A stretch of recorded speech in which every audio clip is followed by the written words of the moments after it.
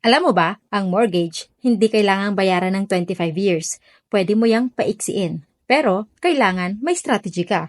Kailangan intentional ka. Here are 5 ways to become mortgage-free faster. Number 1, mag-switch sa accelerated biweekly payments. Instead of monthly, kung kaya ng budget mo, gawin mong every 2 weeks ang bayad. Bakit? May 52 weeks sa isang taon, di ba? That's 26 payments. It is equivalent to 13 months worth of payment, hindi 12. So may extra kang isang payment per year na hindi mo masyadong ramdam. Pero, ang laki ng impact sa interest at years.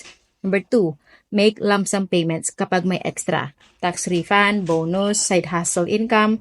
Instead of gastos agad, consider putting a portion directly to your principal. Even a few thousand na lump sum payment every year can shorten your amortization by years.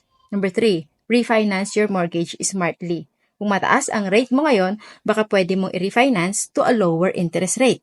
Lower rate, lower interest, lower payment. And then, yung masisave mo, ibayad mo directly sa principal. Pero remember, may penalties minsan, kaya kailangan ng proper advice. Number 4, round up your payments. If your regular payment is 947 biweekly, make that 1,000. That little extra gets applied straight to the principal. Hindi mo masyadong ramdam yan, pero long term, big savings sa interest and years of your loan. Number 5, live below your means habang may utang ka pa.